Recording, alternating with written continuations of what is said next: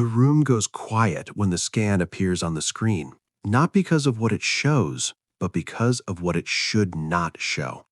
A knee that looks strong from the outside, a body that still walks every morning, a person who followed the rules, 10,000 steps, comfortable shoes, doctor-approved routines, decades of discipline. And yet, inside the joint, the surface that once moved like polished glass now looks rough, torn, exhausted. The cartilage is thinning, the cushioning is gone, bone is starting to whisper against bone. No warning signs, no dramatic pain, just a silent countdown. This is the moment when most people hear a sentence they never expected to hear. You did everything right, and it still happened. What almost no one tells you is this: the most trusted movement in modern health culture is quietly accelerating joint failure, nerve damage, and muscle loss in millions of adults over 60. Not because people are doing it wrong, but because the body they are using is no longer the body it was designed for when that advice was created. Walking has become sacred, untouchable. Questioning it feels like questioning gravity itself. But in orthopedic wards, rehabilitation centers, and aging research labs, a very different story is unfolding. A story that does not make it onto fitness trackers, morning shows, or shoe commercials. It starts with a simple biological truth. The aging body does not break loudly. It breaks silently. Muscles do not scream when they weaken. Nerves do not announce when their signal slows. Joints do not warn you when their protective structures begin to erode. They compensate. They adapt. They hide the damage until one ordinary day, a step feels different, a curb feels higher, a turn feels unstable. And then everything changes. The danger is not the fall. The danger is what leads to it. After 60, the body enters a phase scientists call accelerated adaptation. It sounds harmless. It is not. This is the period where your nervous system prioritizes efficiency over strength, survival over resilience. Movements that once built you up now slowly strip you down if they are not precise enough. Walking, when it becomes the only form of movement, sends a very specific message to the body. Preserve energy, reduce muscle, minimize demand. The legs move, but the deep stabilizers stop firing. The hips glide instead of loading. The spine stays rigid. The upper body becomes a passenger. Balance systems get lazy. Reaction time slows by milliseconds that feel meaningless until they're not. What makes this especially dangerous is how good it feels. Walking feels safe, familiar, non-threatening, which is exactly why the damage goes unnoticed. In long-term movement studies, researchers observed something unsettling. Two adults of the same age, same weight, same diet. One walks daily. The other performs targeted, controlled movements that challenge balance, resistance, and coordination. From the outside, both look healthy. From the inside, their bodies age at completely different speeds. One loses muscle in silence. The other rebuilds it quietly. One develops micro-instability in the knees, hips, and spine.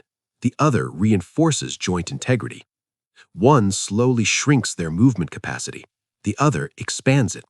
And the difference does not show up in blood tests or annual checkups. It shows up when something goes wrong. A stumble that should have been nothing. A step that lands slightly off-center. A reflex that arrives just a fraction too late. Hospitals don't see these moments. They only see the aftermath.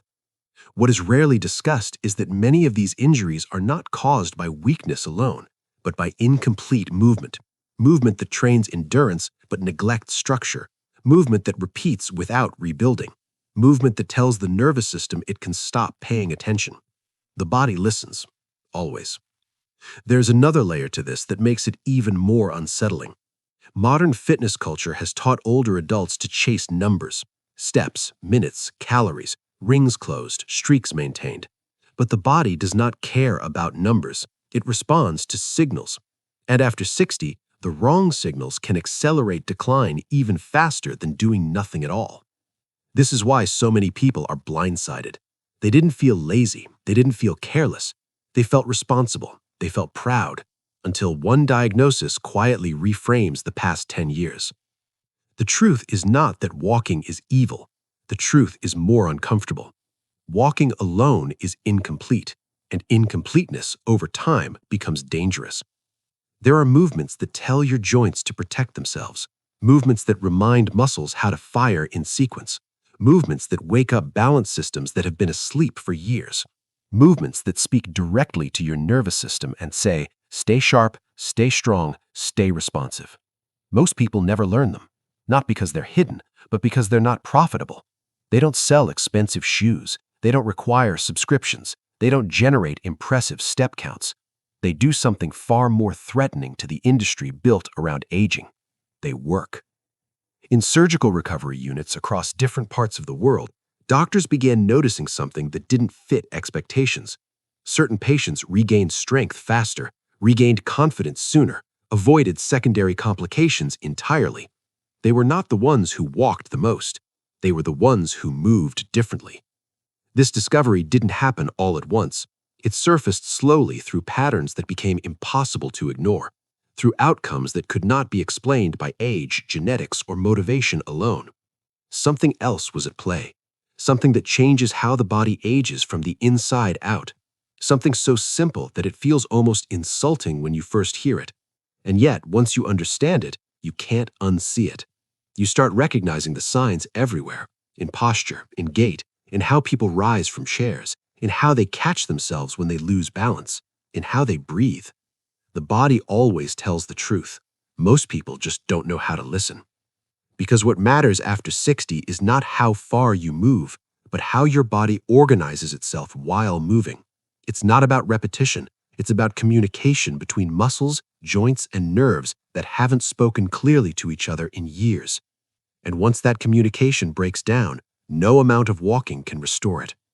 The unsettling part is this: by the time pain shows up, the damage is already old, which means the real opportunity to change things happens much earlier, in movements so subtle they feel insignificant, but powerful enough to determine whether your body spends the next 20 years shrinking or stabilizing. And the most critical shift begins with understanding why the body starts failing long before it starts hurting, because once you see that, you realize the real threat was never aging itself, but the way we were taught to move through it. And the moment that realization lands, everything you thought you knew about staying healthy after 60 starts to unravel, starting with the very first signal your nervous system sends when you take a step and your body responds by quietly choosing efficiency over protection. That single choice changes everything. The nervous system is not sentimental. It does not care about your routines, your intentions, or how many years you have repeated the same habit. It only responds to demand. When movement becomes predictable, the brain trims away what it no longer believes is necessary. Muscles that are not challenged stop receiving clear signals. Stabilizers go offline. Balance reactions slow. Joint-supporting tissues thin out because they are no longer asked to protect against variability. This is why damage begins long before pain. Inside the body, there is a hierarchy.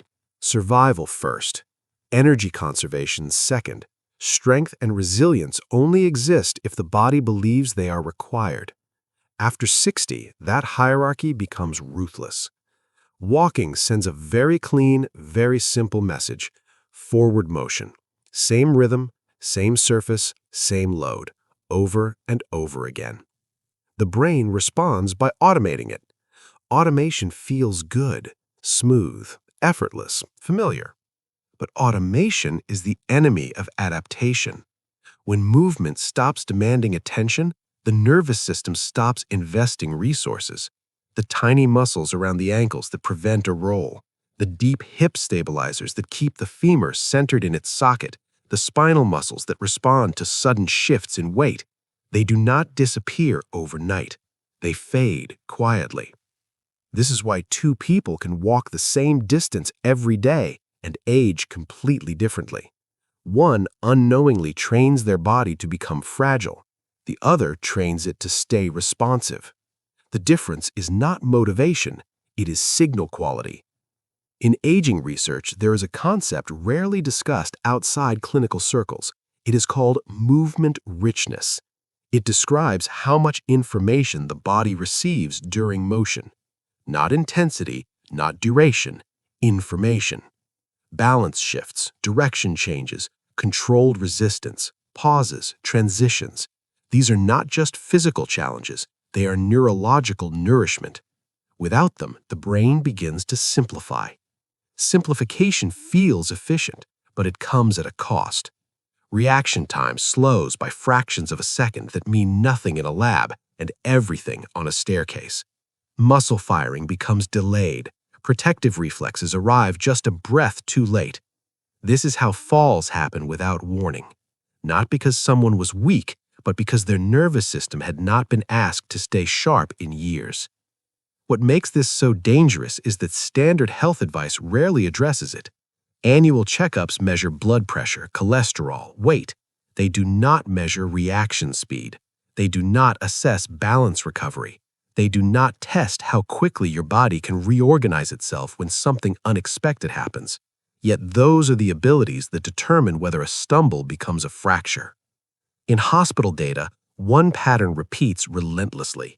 Patients who walk regularly still arrive with severe joint degeneration, not because walking caused it directly, but because walking did not prevent what mattered most.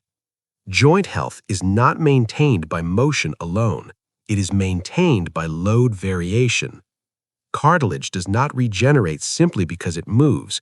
It responds to compression and decompression in multiple directions. When that variability disappears, cartilage becomes brittle. It thins unevenly. Microdamage accumulates. By the time an MRI shows bone-on-bone contact, the process has been unfolding for years. The same applies to muscle loss. After 50, muscle tissue does not decline gradually. It drops in phases, periods of stability followed by sudden losses, often triggered by illness, stress, or reduced movement after a minor injury. Without targeted signals telling the body to rebuild, those losses become permanent. Walking does not send that signal strongly enough. It maintains endurance, it does not protect structure, and endurance without structure is what leads to collapse. There's also a psychological component that deepens the problem. When people believe they are doing everything right, they stop questioning, they stop experimenting, they stop listening closely to their body. The routine becomes identity. I walk every day. That sentence feels like protection, but it can become a blindfold. In neurological studies, older adults who only perform repetitive aerobic activity show reduced cortical engagement during movement. The brain quite literally checks out. Movement happens on autopilot. In contrast, when movements involve balance, resistance, and coordination, brain activity increases. New connections form, old ones strengthen. The nervous system stays invested. This is not about exercise in the traditional sense. It is about keeping the brain and body in conversation. Aging accelerates when that conversation goes quiet. What is rarely explained is that the body does not need extreme effort to stay strong. It needs specific effort, effort that challenges weakness without overwhelming the system. This is why some of the most powerful movements for longevity look almost unimpressive, slow, controlled, intentional. They do not impress a camera, they impress the nervous system. In rehabilitation settings, clinicians began noticing that patients who practiced certain controlled movements regained confidence faster than those who focused on walking alone. Confidence matters because fear changes movement. Fear stiffens joints. Fear shortens steps. Fear narrows attention. And fear accelerates decline. Once someone becomes afraid of falling, they move less. Less movement leads to more weakness. More weakness leads to more fear. It becomes a loop that is brutally hard to escape. The tragedy is that this loop is not inevitable. The body remains adaptable far longer than most people believe. Even in the 70s and 80s, muscles respond to the right signals. Balance improves, reaction time sharpens, joints stabilize, but only if the movements are chosen wisely. The question is not whether you should move. The question is whether your movement is telling your body to shrink or to stay capable. There are specific patterns of motion that interrupt the simplification process, patterns that force the nervous system to stay awake, patterns that rebuild communication between muscles that have forgotten how to work together. These movements do not replace walking, they complete it. And when they're absent, walking becomes a false sense of security. This is the part that unsettles people when they first hear it. You can be active and still be declining. You can be disciplined and still be vulnerable. You can feel healthy and still be one unexpected moment away from a life-altering injury. The good news is not abstract hope. It is practical, physical, and immediately actionable. Because once the body receives the right signals, it responds quickly. Strength returns, stability improves, confidence follows. The nervous system wants to protect you. It simply needs to be reminded how. And that reminder does not come from more steps, longer walks, or better shoes. It comes from movements that speak directly to the system's aging threatens first, movements that feel almost too simple until you understand what they are waking up inside you. And once you feel that change, once you notice how your body responds differently when you stand, turn, or catch yourself, you realize the solution was never about doing more, but about doing profoundly different, starting with the first movement that quietly reactivates the muscles your body stopped trusting years ago, the moment you decide to teach it how to protect itself again. Reintroducing challenge without danger. This is where everything shifts from theory into lived experience. The first time someone performs a movement that their nervous system has not felt in years, the response is immediate. Not dramatic, not painful, just unfamiliar. A subtle tremor, a pause, a moment where the body asks, "Wait, what is this?" That question is the beginning of reversal. Because the nervous system only adapts when it is gently unsettled, not overwhelmed, not shocked, just asks to pay attention again. The mistake most people make is assuming strength comes from strain, that if it does not burn, sweat, or exhaust, it cannot possibly be effective. But after 60, strain teaches the body to brace. Bracing creates rigidity. Rigidity steals balance. What the aging body needs is organized effort. Small, precise challenges that wake up dormant systems without triggering fear or inflammation. Imagine standing up from a chair slowly enough that every inch of the movement feels deliberate. The thighs engage, but so does the abdomen. The feet press evenly. The spine stays tall. Nothing rushes, nothing collapses. That single transition sends more useful information to the brain than 1,000 casual steps.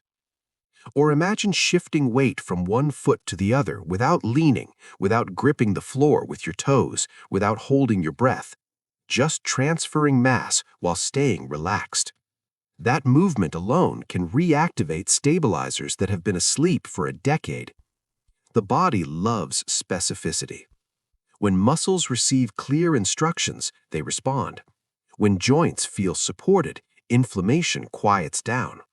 When balance systems are challenged safely, confidence returns. This is how decline reverses without drama. What surprises most people is how quickly they feel different. Not younger, more secure. Standing feels steadier. Turning feels smoother. Getting out of bed requires less thought. Walking becomes lighter, not because it is done more, but because the body is finally organized while doing it. There is a moment, usually within weeks, where something clicks. A near stumble that corrects itself automatically. A curb that feels lower. A sudden realization that you are no longer scanning the ground for threats with every step. That is not placebo. That is the nervous system doing its job again. These changes happen because the movements target what aging threatens first. Deep muscle activation, joint alignment, sensory feedback from the feet, coordination between upper body and lower body, timing. Walking does not address these fully on its own. But when walking is paired with movements that restore these systems, it transforms from risk into reinforcement. This is why some older adults appear to age in reverse. They did not discover a miracle. They stopped sending incomplete signals. Daily life becomes training again. Standing from a chair becomes an opportunity to build strength. Reaching overhead becomes a posture reset. Turning to look behind you becomes a coordination drill. Nothing extra, nothing extreme. Just intentional movement layered into ordinary moments. And the emotional impact of this cannot be overstated. Fear fades first, not because danger disappears, but because capability returns. People stop moving cautiously. They stop shrinking their steps. They stop holding their breath during transitions. Confidence is not psychological, it's neurological. When the brain trusts the body, fear loosens its grip. This trust rebuilds independence, and independence changes how people see the future. The future stops feeling like a narrowing hallway and starts feeling open again. This is where hope becomes tangible. Not hope that denies reality, but hope grounded in function. Because function is what determines quality of life. Not diagnoses, not numbers on a chart. Function decides whether you can travel, play, work, socialize, live alone, recover from illness, or bounce back after a setback. Function is built through movement that challenges without punishing. And the most powerful part is this. The body does not require permission from age to improve. It only requires the right input. People in their 70s rebuild muscle. People in their 80s improve balance. People in their 90s regain coordination. Not all at once, not dramatically, but consistently. This consistency does something else that is rarely mentioned. It restores dignity. There is a quiet grief many people carry as they age. A sense of becoming smaller, of needing help for things that once felt automatic, of watching independence erode piece by piece. When movement capability returns, even partially, that grief lifts. The body feels like an ally again, and that changes everything. Because once someone feels that change, they become curious instead of afraid. They want to understand their body again. They want to participate in their own health, rather than outsourcing it entirely to pills, procedures, or luck. This curiosity fuels consistency. Consistency fuels adaptation. Adaptation fuels longevity. The path is not complicated, but it is precise. And precision is what separates maintenance from reversal. What comes next is where everything converges. The physical, the neurological, the emotional. Because there's a way to weave these movements into life so seamlessly that they stop feeling like exercise at all. They become rituals, anchors, daily reminders that the body is still capable of learning, still capable of strengthening, still capable of protecting itself. And when that integration happens, the fear of aging loosens its hold. The body stops feeling like something that is slowly failing and starts feeling like something that is responding. That shift is not just physical, it's deeply human. And it leads to a final realization that reframes everything that came before. A realization about why longevity is not about avoiding decline, but about building resilience day by day, in ways that compound quietly until one day you realize you are not just surviving time, but moving through it with control, clarity, and trust in your own body again. Which is exactly where this journey leads next, when all the pieces finally come together and the question stops being, what should I avoid, and becomes, how do I want to live the rest of my life, knowing my body can still respond if I give it the right signals? And the answer to that question is where everything truly begins. And that answer deserves to be spoken plainly. Because once you understand what truly preserves the body after 60, the noise fades. The fear-based headlines, the endless advice, the feeling that time is something chasing you instead of something you can still shape. Longevity is not about avoiding damage. It is about building capacity. Capacity to recover, capacity to adapt, Capacity to stay upright, responsive, and independent when life inevitably throws something unexpected in your path. The people who age well are not the ones who never stumble. They are the ones whose bodies know how to correct themselves when they do. That is the distinction no one explains. The body does not need to be perfect. It needs to be prepared. Prepared through movements that challenge balance without creating fear, through resistance that strengthens without inflaming joints, through coordination that keeps the brain invested in every step you take. When these elements are present, longevity slows in a way that feels almost unfair to those who never learned this truth. But it is not unfair. It is biological. The nervous system remains plastic far longer than we were taught. Muscles respond to clear signals even in later decades. Bones strengthen when they are loaded intelligently. Joints protect themselves when they feel supported. This is not optimism. This is physiology. The tragedy is that most people never experience this because they were told to keep things simple, to walk more, to do less, to be careful. Carefulness, when it becomes avoidance, accelerates decline. The body interprets avoidance as irrelevance.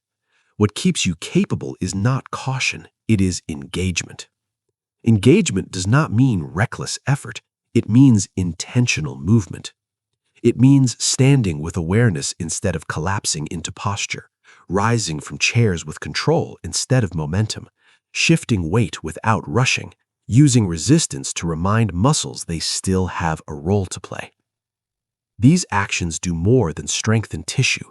They send a message. I still need this body to work. The body listens. And when it listens consistently, changes compound quietly. 1 month later, balance feels steadier. 3 months later, stairs feel easier. 6 months later, movements that once required thought become automatic again. A year later, people speak about you differently. They say things like, "You move well for your age." What they really mean is, your body is still communicating. That communication protects you from fractures that change lives, from the fear that shrinks worlds, from the slow erosion of independence that no one prepares you for emotionally. This is why the conversation about aging must change, not toward denial, toward agency. You are not powerless against time. You are influenced by it, yes, but you are not helpless within it. Every day you choose movements that challenge coordination, balance, and strength in a controlled way, you are voting for resilience. Every day you avoid sending incomplete signals, you are preserving structure. Every day you engage the nervous system, you are investing in future stability. This is not about perfection. Missed days do not erase progress. Inconsistency does not doom you. What matters is direction. Are your movements telling your body to shrink or to stay capable? That question alone reframes everything. And the answer does not require a gym membership, expensive equipment, or hours of effort. It requires awareness. Awareness of how you stand, how you sit, how you turn, how you recover. These moments, repeated daily, create a body that can respond instead of react. A body that trusts itself, a mind that stops bracing for decline, a future that feels open again. The greatest myth about aging is that loss is inevitable. The truth is more precise. Unchallenged systems decline. Engaged systems adapt. You cannot stop time, but you can decide how your body meets it. And that decision, made quietly through the movements you choose every day, determines whether the years ahead feel restrictive or expansive, fearful or confident, fragile or grounded. This is not about chasing youth. It is about protecting function. Because function is freedom. And freedom at any age is worth building deliberately.